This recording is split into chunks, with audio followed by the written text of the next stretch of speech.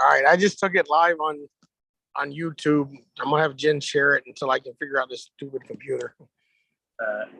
Well, it'll be everybody. It's Devin and myself. We'll probably have a short show tonight. We've had technical difficulties. Not a really lot to talk about, but just some stuff. And we want to come on and have a show. And I want to start the show with, I guess, the views and opinions of me and Devin on this show really reflect nothing of against any track or Sunshine State Racing, or we're on here for some fun. I kind of going to describe myself, and probably what Devin's going to do is almost like Chris Rock or the comedians at some of these award shows. I mean, you're going to say the funny stuff, and I may end up getting slapped at one of the racetracks, but it'll be what it is, right, Devin? Yeah, you're giving me a lot of credit for those name drops, but yeah, I'm kind of opinionated, so you bring something up, and I'm sure I'll have something to say about it. Well, I just want to start with the Southern Super Series this weekend. I think they're going about their marketing a little bit wrong at New Smyrna. The first 3 pictures they put out, they could easily go after some beauty products with all that hair of Daniel Dye and Michael Hind and Jet Nolan. I mean, man, we got to get them like herbal essence or something. Well, it seems like it's a bit biased, doesn't it? In my opinion, anyways. You don't have to agree or disagree with that. But basically, from what I know of it, and right, wrong, or indifferent, I don't know. So if I'm wrong on my story, somebody tell me. But from what I know of it, that Alec Jorgensen kid, which there's some stories about him in its own right. But that Alec Jorgensen kid went from working for Speed 51, Racing America, and teamed up with Jet Nolan's family, and they just made a new company to have their personal sports management company or something like that. So it sounds to me like they're just gonna buy their way to the top when it comes to racing and marketing. So. Well, I mean they've signed some good people, and I guess they've actually merged that company with a company out of North Carolina. I don't know all the details, but I was just looking at the pictures that came out today, and I'm like, man, they got to be able to get some beauty products. Yeah, no, starting with them. But like you said, there's I would be willing to bet there's some bigger names that have already registered that they could probably grab people's attention with. But and I know it's really not as much affiliated with the New Smyrna, or maybe I don't know who they're really affiliating themselves with. Maybe the Southern Super Series, but New Smyrna usually shoots themselves in the foot anyway. So just add that another tally to that chart. Well, while we're on that topic, nothing against New Smyrna, but I want to talk about my good friend Skinny Roth. Messaged me last week thinking that we're banning him from being able to promote New Smyrna, and I just want to let everybody know that's not the true. Everything that New Smyrna that he tried to post or did post, we shared also as well, and they're still sharing. But I mean, this kid goes on, and I don't even want to call him a kid. This man goes on and they post the same post like 45 times a day. Everybody's got the point. Nobody wants to see the same post. I meant, so that's why a lot of your stuff was getting denied by the administrators. And I'll be the first one to tell you, I wasn't the administrator that denied it. It was actually the person that started the page. And I know you went out and started an own page with one letter different, and it's all what it is. We just want to promote Florida racing and make it the best it is around here. Yeah, I think a lot of people, and I mean, you guys have heard it for a bit now, how you guys are biased or whatever. What a lot of people don't realize is, for one, it's probably difficult to do what you guys do, and you do it out of the goodness of your heart. And over the last couple of years, you guys have got other people that definitely contribute with pictures, and you have Braden with videos, and sometimes Fozzie writes up an article or whatever, and just people who just do it out of the goodness of their heart. And just like anybody else, people tend to gravitate towards people that are similar to them. So, is it a little biased? Yeah, it is. But people can't just dog on you for it, because you're not trying to put off that you're going to be cheering for this guy, not this guy. I mean, you guys you're emotional about the sport and about the people in it, which is why you guys do this. And people who are on the opposite side of that, who I guess are on the bad end of that biasy, whatever they want to call it. They bitch and complain, and it's just, to me, it just be thankful that you guys do something to promote all of us, and leave it at that. If you don't like what you see, keep scrolling. I guess while we're talking about ball busting situations, did you see Daniel Dye got cleared today of all charges? They decided that was a game at the high school, so all charges have been dropped against Daniel. Yeah, that's good. I mean, the kid, he I'm sure it cost him a lot. I'm sure he had stuff in the works where this was set back to him as quick as he's moving up through the ranks. But I mean, all teenage boys hit each other in the nuts. It's just teenage boys. Come on, we've probably done it in the pits before. Yeah, I mean, you're damn near like shoulder level, so you're just a vertical swing, and you're right there on me. But yeah, it's just part of growing up. Unfortunately, he's on a public platform. He's on a public stage, and he got exposed with social media these days. So everybody said he was a bad kid. Well, he's a kid. As people just got to get over it. So while we're talking about promoting Florida racing, did you see the video that I think's been taken down now that came out of Colorado over the weekend? So I didn't. I didn't see the whole thing. I was on the way back. We went scalloping all weekend, and my girlfriend showed it to me, and or she was listening to it. And I said, "Who the hell is that?" I mean, she listens. She finds videos and shit more than I do anymore. But so I kind of heard the first little bit, and I saw a few things, but then I saw it got deleted. And man, that Davey Hamilton kid. I think it's one of those daddy's money situations where obviously I know like right now he's not in his dad's car. At one point he was. He messed that deal up with a big cluster of a situation. But he seems like he's really gotten a second shot at a racing career with Kirk Morgan, which I don't know Kirk. I do know that he's an opinionated person, which is great. He's a successful businessman in the Tampa area. But kind of a bigger picture that some of these sprint car teams need to figure out how to pick better personalities for their racing operations. But this David Hamilton kid has an opportunity to move to Florida and race basically what it looks like full time, and then he's going to start bashing people who at this basically if it wasn't for the Florida tracks, his career would probably be or his year would probably be cut in half.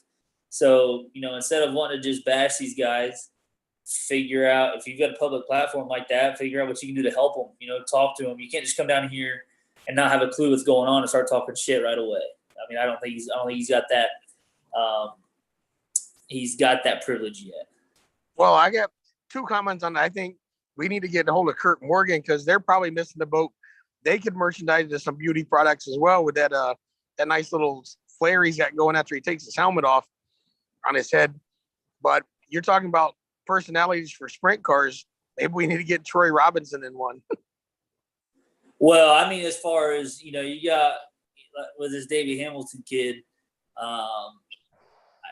there's many other options out there better than that, in my opinion. But and then the Stathams with Troy Carey, you got people who show you that they can drive on the racetrack, but they are complete idiots or do stupid shit outside of the car, and you still want to put them in your car and like have them represent you and your company. I don't get it, man. It doesn't make any sense to me. So, well, I want to ask your opinion on this. I kind of over the weekend made some observations, and it's nothing against anybody that was at this enduro event or whatever over the weekend because I know this is how they run it at all of them. But it really surprised me. We all know these enduro cars aren't the best built. They're not meant to be the most built. They last usually one race. Zachary Curtis gets multiple races out of them. But the lack of safety equipment that these people were running in there, I mean, there were some of them in there with no fire suits, jeans and a T-shirt. And I know that's acceptable in their rules, but I don't think I'd strap into any. I mean, I haven't ever raced, but I don't know that I'd strap into anything without at least a fire suit and all the gear I could get.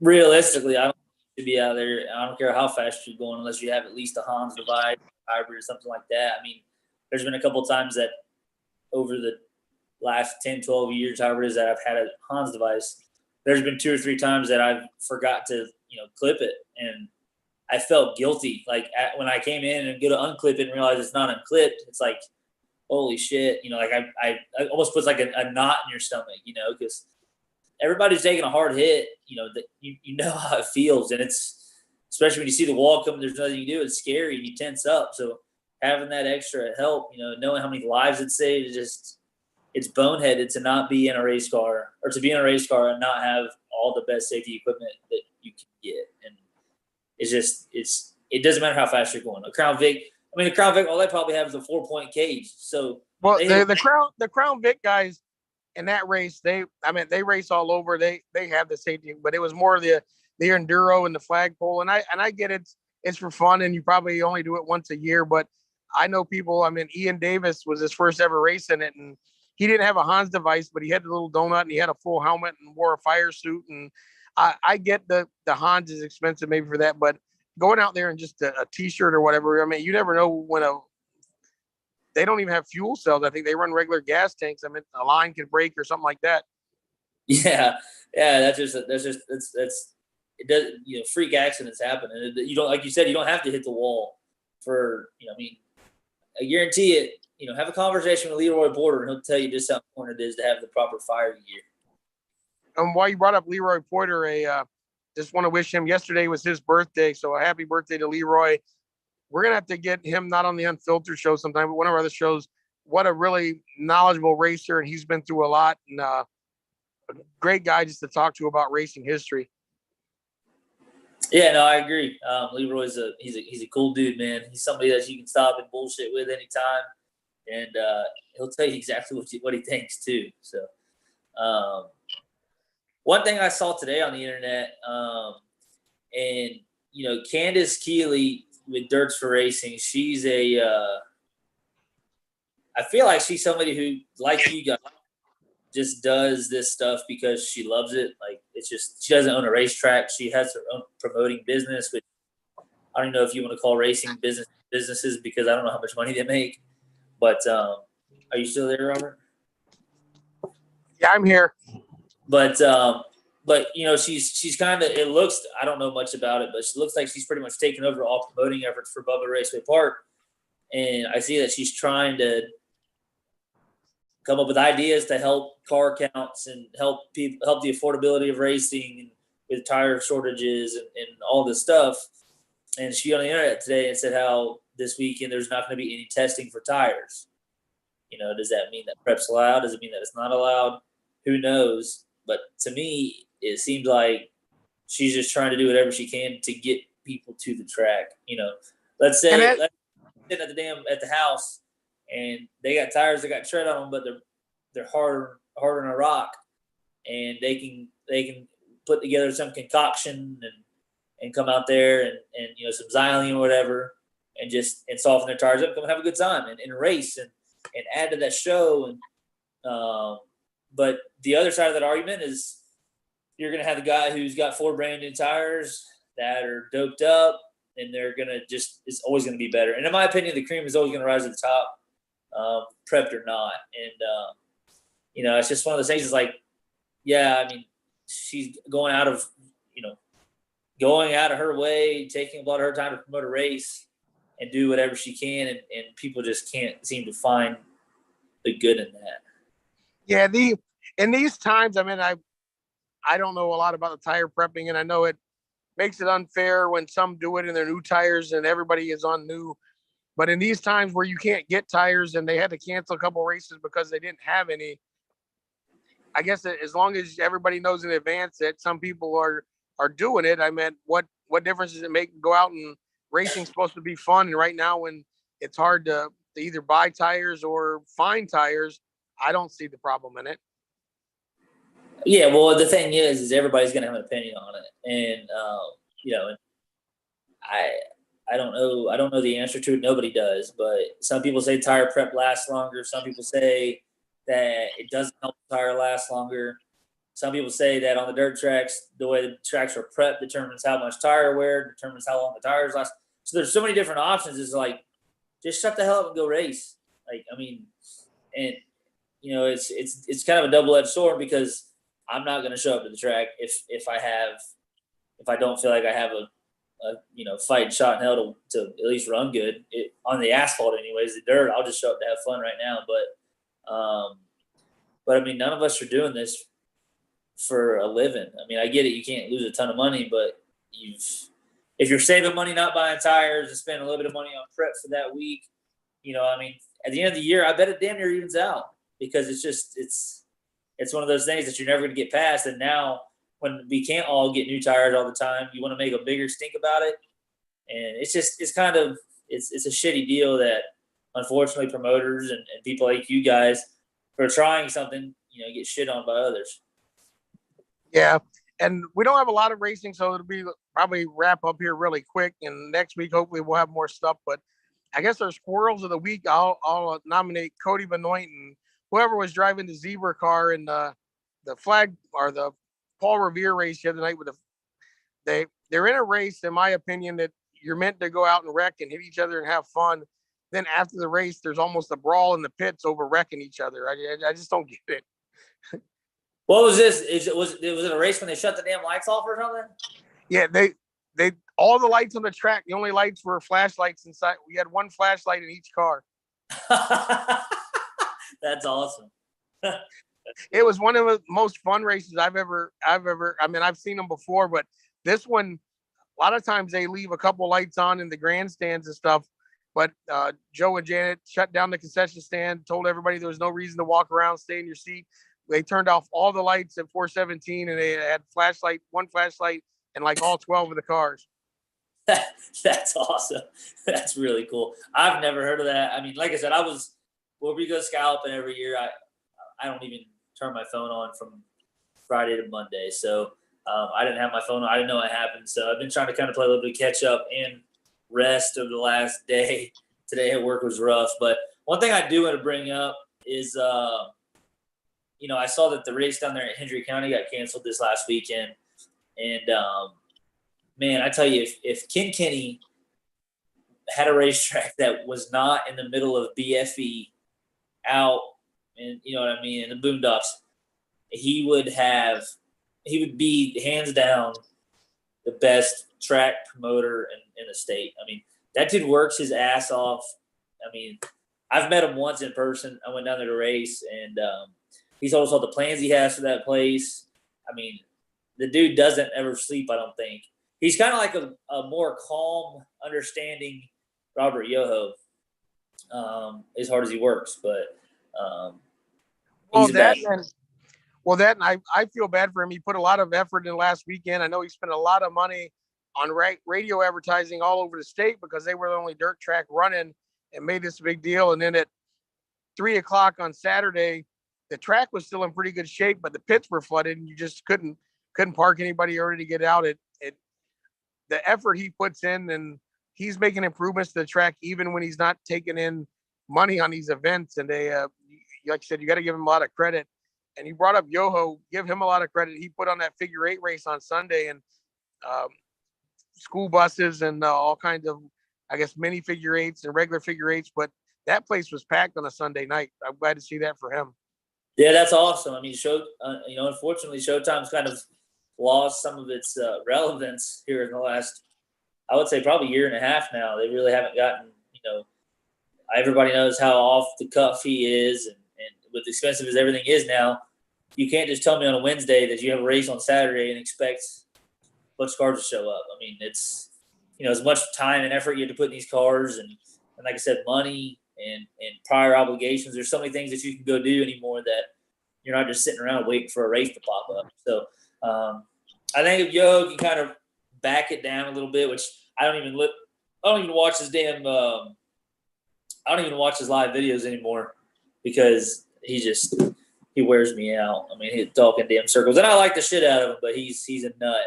But if he can, bring it back and get it back how he was, a couple 3-4 years ago, he had his 5 or 6 big races for different classes throughout the years, throughout the year. If he can kind of get back to that, I think he can make another run at being one of the better tracks in the state. But But yeah, I mean, if you were putting Ken Kenny at St. Pete, oh my God, that dude would be making a profitable business out of Florida short track racing. You scared me for a few minutes when you referenced him to Goho because I didn't know where you were going with it. I thought you were going to reference him to a Bobby deal. Oh no, Kenny's money is real. But I fortunately I never had to deal with the Bobby Bucks, but I've heard many horror stories of how that went down. Well, I don't have much else for tonight. Sorry, everybody, for the delay, but we did want to get a little show in. Message me or Devin or Sunshine State Racing any ideas you have for this show and what we can do to make it fun for you guys. And I'll work on the computer. And next week, hopefully, we'll be able to be live on Facebook.